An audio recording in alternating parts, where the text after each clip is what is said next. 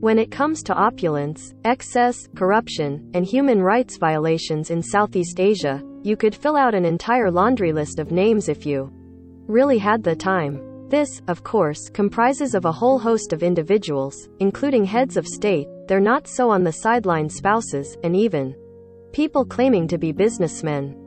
But one name that will perhaps live in eternal infamy is Imelda Marcos, the former First Lady of the Philippines to then-President Ferdinand Marcos, who wielded dictatorial rule throughout his time in power. Of course, Imelda was known for one thing in particular: her insatiable love for designer shoes, amounting to 3,000 pairs. But there's more to the iron butterfly than shoes. Lauren Greenfield interviews Imelda Marcos. Image. Evergreen Pictures, Vox.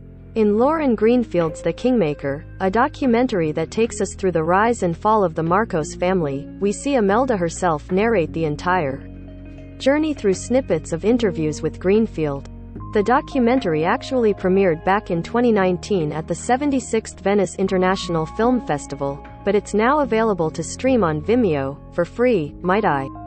Finally, we have worked out an arrangement with our partners at ABS-CBN and at IWA NTTFC, and are now able to share The Kingmaker with all asterisk of our friends in the Philippines. https://t.co/vinviewsjasic.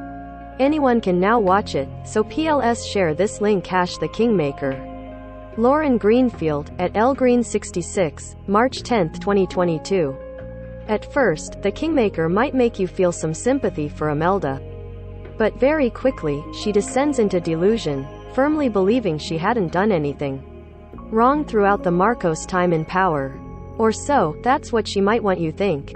It's fascinating, and mildly uncomfortable to see a woman of such stature and infamy talk about herself as a saint. Of course, the villagers who were forcibly removed from their community to make way for her precious safari zoo, with animals flown in from Africa, would like to differ. Image. EPA, Al Jazeera.